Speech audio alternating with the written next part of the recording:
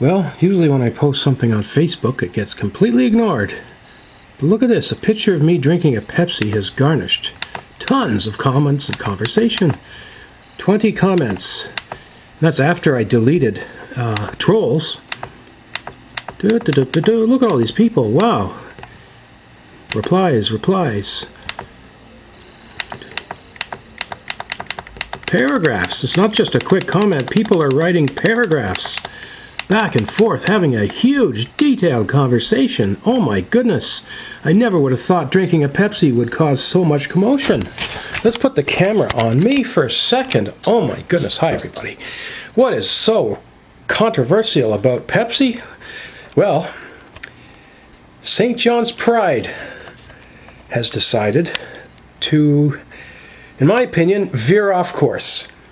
St. John's Pride has a scope of mandate of overseeing Pride Week festivities and being a platform for LGBTQ people in St. John's to have their issues aired and discussed. Why do I care? Well, I am an out trans person and have been out and have been living as a trans person for 15 years. And it's amazing to see the challenges I've faced over the years. They've been well documented on this video channel. I continue to face discrimination and, I guess, a combination of transphobia and trans ignorance, whether it's accessing healthcare or accessing employment. Pride is a time and a place for these stories to be told, but instead we are having a debate over Pepsi because St. John's Pride, for reasons unclear to me, have chosen to stick their nose and pick a side in an international conflict halfway around the world. Palestine, Hamas, Israel. If you've turned on the TV and watched any news over the past year, I'm sure you're familiar with what's been going on over there. And it is terrible. It is terrible. But St. John's Pride, in my opinion, should not be picking sides, let alone picking one of those sides to be the grand marshal of their parade, who has then put conditions and terms in place to ban certain local supporters of Pride.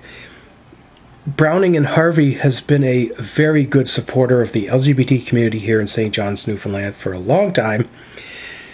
They put money, they bought a sponsorship from St. John's Pride, and were then told after the fact that they could not display Pepsi logos during the Pride Parade because it's apparently against the views and values of this pro-Palestine organization.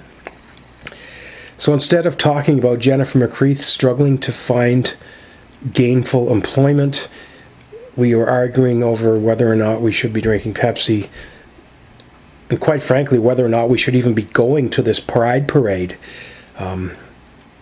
This is a very divisive issue, and it is now put everyone on the spot.